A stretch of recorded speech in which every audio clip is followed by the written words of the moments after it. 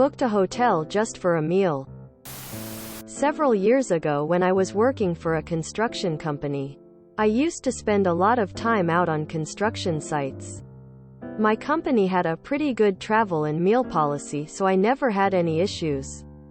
But one rule they did have was that you could purchase meals on the company credit card only if you were doing an overnight stay. The idea was that they didn't want meals to be charged to the company if you were just driving back home each night anyway. Most of my work sites were pretty far off, so this never made much difference to me as I always stayed at a hotel during these trips. One project needed me to work at a place that was 45 minutes away from my home. I wanted to go home each night and sleep in my own bed. But I was told I couldn't incur food expenses as I was not staying overnight. I just wanted to eat dinner before I went back home. But I wasn't allowed. QMC. I began to book hotel stays costing $150 a night and incurred food expenses of $50 a day. Now I was charging lunch, dinner and the morning breakfast, so in the end, the company paid for close to $1,000 of expenses because of a policy that would have otherwise cost them max $50. Nobody asked anything about it because firstly it is a very large company, and secondly, they knew I hadn't broken any rules. Edit. The commute was not from home to office, workplace. It was from home to construction site. The company had a 50-mile minimum distance requirement to book hotels. The construction site was 60 miles away from home office. I lived close to the office, and where I lived took about 45 minutes to drive there. Hence I was eligible for hotel accommodation, but apparently not just for food. I worked on a project with another consultant once, while my part was all in the trenches. Jerry's bit was meetings. Problem was he seemed to be the only person at the company following policy and reserving meeting rooms. Because whenever Jerry booked a conference room, he'd show up to find it already occupied by people who didn't want to leave. Or he'd be interrupted mid-meeting by a pile of folks that wanted their usual room. If we didn't know how disorganized the company was, we'd have thought it intentional. So what did Jerry do? He booked a suite at a hotel down the street. All meetings would be held there. There was a fair bit of grumbling because now people had to gasp, walk 3 minutes outside, and they had to carry their laptops. The whole thing went fine up until the job was completed and we had to get paid our final bill. The company balked at the $5,800 in hotel expenses they were being billed for. The company had meeting rooms, and Jerry only lived a half-hour away.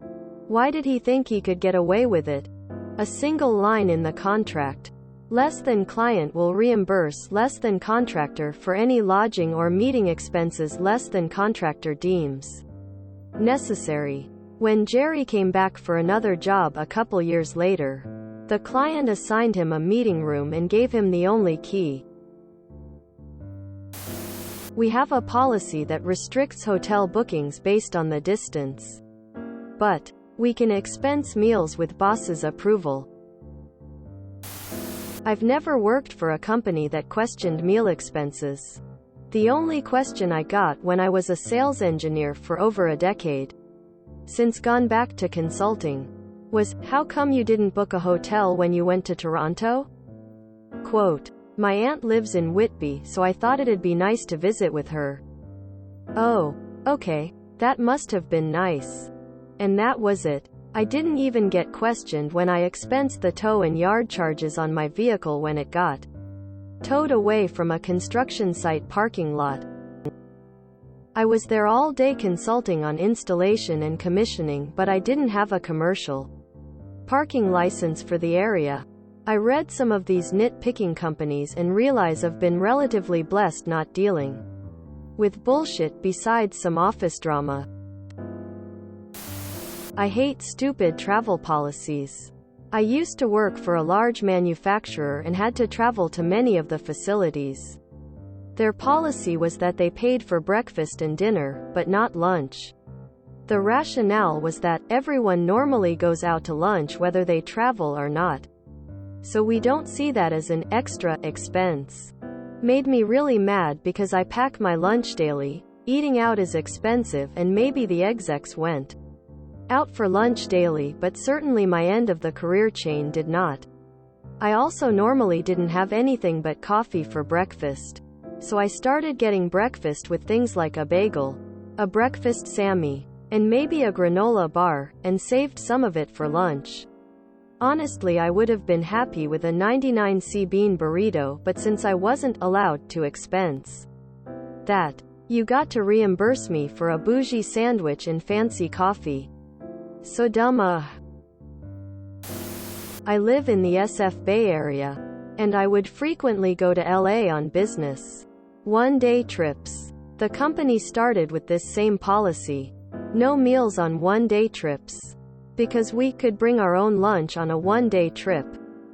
So I started refusing one-day trips and scheduling two-day trips.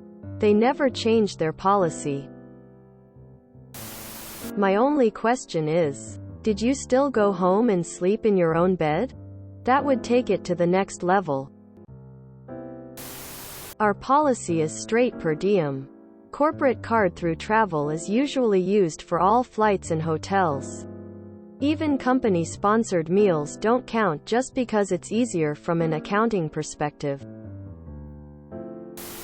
Mine's not a malicious compliance story, but it reminds me of the time I was on a business trip with a coworker.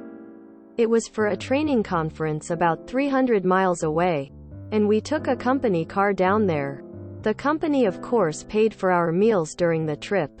So, driving back in the afternoon of the last day of the trip, my coworker, really he was my boss at the time, I think, decided to stop for supper when we were only 30 minutes from getting back home. Of course, I would have preferred to skip it and just get home, but I think he saw it as sticking it to the company. Or at least, getting what we were owed. I so would have preferred to get home earlier than to get one more meal paid for. I'm really surprised that they don't have a minimum distance required to book a hotel. Most businesses will have a minimum that is far more than 45 minutes.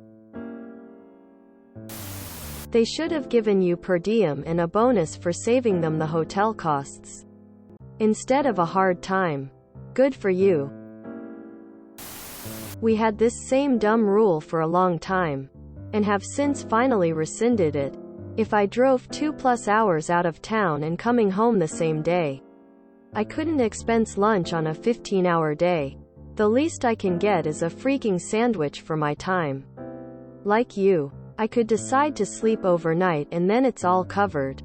So stupid. It was a matter of them not wanting to pay people who always travel. People in sales or service who would in theory be able to expense lunch every day. Very simple to make rules that define the difference, but they went with the dumb blanket.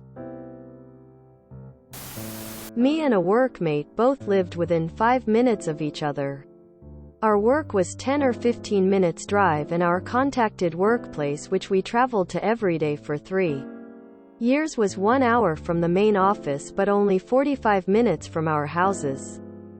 There was a minimum kilometers threshold per month to get a petrol subsidy, on top of the small one we already got. Let's it was 1,000 kilometers per month. Workmate did around 1,200 kilometers because there was other sites to visit too. I generally did 900 kilometers. Occasionally I might just go over the 1,000 kilometers. Over a month's period I would need to fill up probably twice for work, only maybe 3 times. It came out of my own pocket. So once you hit that 1,000 kilometers mark, you got around $700 a month for 1,000 kilometers plus more if you did more, to pay for petrol and wear and tear on your vehicle, as we owned our own work vehicles. It was an excellent system, as many people would 2,000 kilometers or more a month, and the cutoff was designed for those times where people took leave or worked in the office for a prolonged period. It was never designed to punish people in my situation. I'd been applying and collecting my $650 per month for 6 months, and then some bitch decided to put a stop to it, saying I wasn't meeting the threshold. So my mate was taking home $800 a month more than me because he lived a few minutes down the road, and our costs were essentially the same. We also had a mate that lived further than the office, and he was creaming it and being paid for the commute same as us. But it took him almost 1.5 hours to get in. So I started driving from my home to the office, then to the worksite. A 45-minute trip turned into almost 1.5 hours because the office was in the city and rush hour traffic. I don't get paid for the 15 minutes it takes to get to the office. This sent my travel to almost 1,700 kilometers. They also required that I still do 7 hours on site as mandated by our contract. So they had to pay me an hour overtime rates as well. So instead of paying me $650 a month over a few kilometers, they ended up paying almost $2.5K. I could have been an ass and driven back to the office then home after each shift. That was not fun for me at the end of a long day. There is more detail and nuance to the travel plan, but I just simplified it for the story. It was profitable to do more km once you hit the 1,000 kilometers mark, and there was swings and roundabouts. I'd say did 800 kilometers, it was a little bit of a loss. Once you got close to 1,000 kilometers, most managers would approve it. I was happy doing my new system because I made a lot more money and wondered why I hadn't been doing it from the get-go.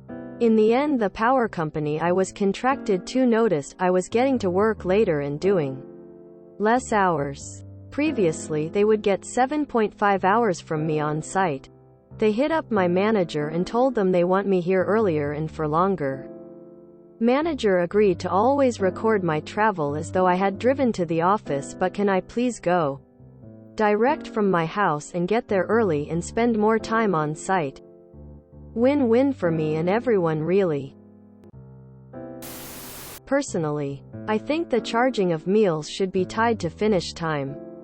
E.g., if you finish at 7 or 8 and aren't 30 minutes from home, you should be entitled to dinner. Oof, so close to your home? This one sounds more malicious. I don't see what the big deal is about a 45-minute commute. I worked somewhere for over a year with about an hour commute and didn't mind it. My expense account story is similar. If you were out of town and spent the night in a hotel, meals were paid for. If you were in town and could get home for lunch, you had to pay. My territory included a large town about 90 miles away that I went to almost weekly, but I drove home late in the afternoon. We had a policy: if I took a customer to lunch, I could expense both our meals. So the days I went to the other city, I spent some of my drive time finding a customer to take to lunch that day. They likely passed those T&E costs to the client with a 10% admin fee. You might have made that company some money. At least you're not working at a fast food joint that micro-charges the shit out of their employees. People seriously get stuck at McDonald's cause 1/8 of their check goes to McDonald's. And your story is great. Excellent malicious compliance. Sounds like my time at Ericsson. Well, you could have bought your own food before going home, like most of us do. If you enjoyed this video, please check out our playlists full of similar content. Epic Aircast is like doom scrolling for your ears. Please like, share, and subscribe.